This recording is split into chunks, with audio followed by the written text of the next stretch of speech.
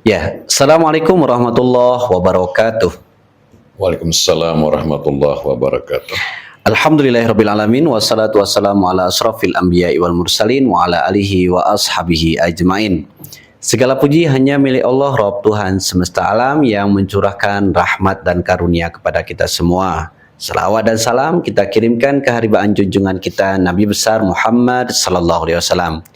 Alhamdulillah, sahabat Kies Kementerian Agama Kabupaten Aceh Tengah, kembali kita mengudara dalam program Kies, kisah inspiratif dan edukasi Kementerian Agama Kabupaten Aceh Tengah, yang pada hari ini kita mengikuti kegiatan bersama dengan Bapak Kasih Pontren, ya alhamdulillah, yaitu Bapak Sahria Putraga. Bagaimana kabarnya Pak Tengku Sahria Putraga? Alhamdulillah Rabbil Alamin, Pak Anwar, yang pada hari ini kita dapat bersua kembali di program Pokes Kies, ya. Semoga Kies tetap menyala sepanjang kehidupan. Ya, amin, amin, amin. Nah, insya Allah dalam beberapa menit ke depan kita akan berbicara tentang masalah pendidikan yang ada di pesantren. Dan insya Allah sahabat Kies yang dirahmati oleh Allah, tentunya jangan dilewatkan kegiatan program ini, karena ini sangat penting, apalagi sebagai pimpinan, sebagai direktur, sebagai tenaga pendidik dan pengajar, kita harus mengetahui ini program-program yang sangat luar biasa. Di tahun 2025 ini memang ada program-program yang akan disampaikan oleh Bapak Sahria Putraga. Insya Allah sahabat Kies yang dirahmati oleh Allah Subhanahu wa Ta'ala, sebentar lagi kita akan mendengarkan paparan apa saja yang menjadi sebenarnya dasar-dasar, misalnya yang ada di pesantren yang hari ini yang sangat luar biasa dicetuskan, misalnya program ramah anak gitu, Bapak Kasih ya.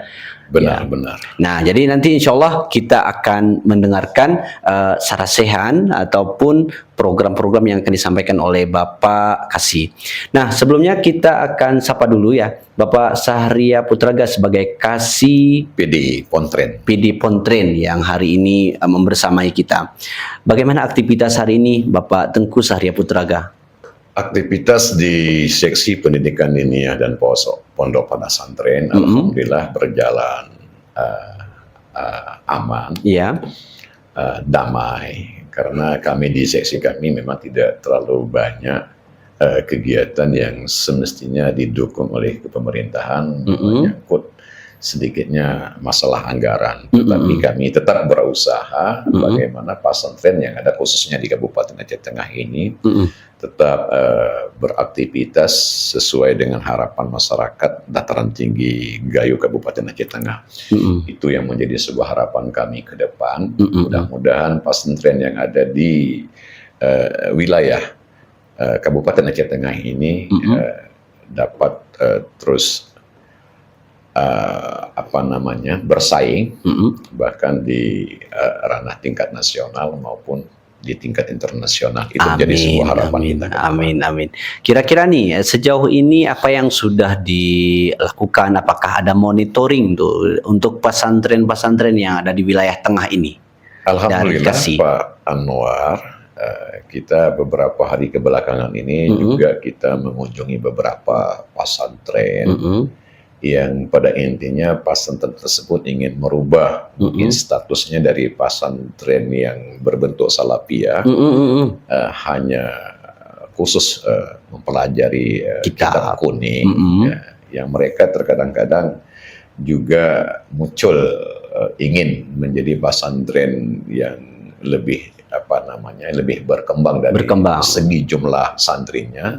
Tentu salah satu pesantren itu kita harus membuat yang modelnya pesantren terpadu atau diistilahkan dengan pesantren modern, yang ada sekolahnya atau madrasahnya. Betul. Itu yang menjadi sebuah harapan masyarakat Kabupaten Aceh Tengah, karena yang namanya pesantren itu kita bukan hanya butuh pendalaman ilmu agama, tetapi juga kita butuh di proses pendidikannya.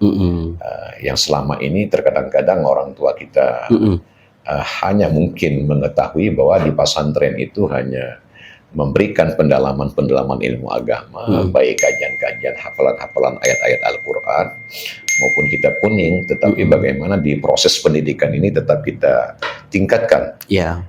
Artinya bukan hanya di agamanya, tetapi di umum juga kita harus mengembangkan, khususnya yang berada di wilayah pesantren atau disebut kalau kita di Aceh ini Dayah. Kalau melihat jumlah pesantren yang sangat signifikan hari ini di wilayah tengah ini gitu ya, ada bermunculan gitu pesantren-pesantren yang insya Allah bisa untuk merubah pemikiran anak generasi kita ke depan gitu. Kira-kira nih jumlah pesantren yang ada di wilayah tengah ini sejauh ini berapa yang sudah ada masuknya yang secara database gitu dikasih kita? Sebenarnya pesantren ataupun dayah ini ada dua instansi yang cukup berperan. Ya. Pertama khususnya di Provinsi Aceh ada namanya Dinas Dayah. Dinas Dayah. Bahwa Dinas Dayah ini mereka wajib mengeluarkan yang namanya SKT, surat keterangan terdaftar. Itu bagi memang model sistem pendidikan yang ada di desa ataupun di kampung itu bersifat majelis taklim atau balai pengajian. Balai pengajian. Itu hak Dinas Daya itu hanya mengeluarkan semacam SKT namanya, surat keterangan terdaftar. Sedangkan kita di seksi pendidikan diniyah pondok pesantren di lingkungan kantor Kementerian Agama Kabupaten Aceh Tengah itu punya hak untuk menyelesaikan beberapa proses tahapan ijab operasional bahwa pesantren itu tidak lagi ilegal. Maka pesantren yang pada hari ini yang kami ketahui sesuai menurut data itu terdapat 37 pesantren yang memang sudah dikeluarkan ijobnya resmi dari pusat dari Kementerian Agama Republik Indonesia. Masya Allah. Dari 37 ini tidak semua model bentuk pesantrennya memiliki pendidikan madrasahnya ataupun sekolahnya. Hanya beberapa pesantren yang bisa dikatakan sebagai pesantren modern atau pesantren terpadu. Artinya ada pendidikan dayahnya, ada pendidikan madrasahnya. Kalau ininya apa namanya? Bagi mungkin karena ada sebahagian nih teman-teman kita dari ustadz-ustadz, tengku-tengku guru kita yang hari ini yang pingin buka nih pesantren, itu berarti harus mengurus ijab dulu gitu ya? Iya, ada beberapa syarat yang sudah ditentukan. Itu tetap kita buka peluang. Kalau memang ada berkeinginan membuka pesantren ataupun dayah, ya kita ikuti aturan sesuai menurut juknis yang telah ditetapkan oleh pemerintah. Karena kita tidak semerta-merta untuk memberikan semacam keringanan di dalam memberikan ijab. Tentu ada beberapa tahapan-tahapan yang harus kami lakukan, bahkan turun ke lapangan untuk memverifikasi data apakah itu sesuai dengan apa yang sudah dilengkapi. Itu juga merupakan kami membangun kerjasama ke depan antara pihak Kepala Kantor Kementerian Agama Kabupaten Aceh Tengah dengan pihak Majelis Ulama Aceh ataupun ketua ketua NPU. Demikian juga kami membangun kerjasama dengan Kepala Dinas Dayah. Agar pesantren ke depannya tidak ada sesuatu yang kita curigai yang bersifat negatif.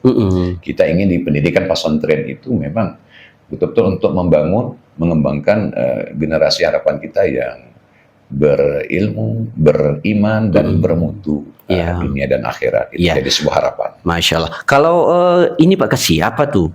Kalau sekiranya nih, kan mungkin ada yang bertanya nih, kalau kami udah punya ijab nih, apa sih sebenarnya keuntungan kalau kita pesantren kita itu sudah memiliki ijab gitu? Kiranya nih, kan mungkin ada yang bertanya nih, kalau kami udah punya ijab nih, apa sih sebenarnya keuntungan kalau kita pesantren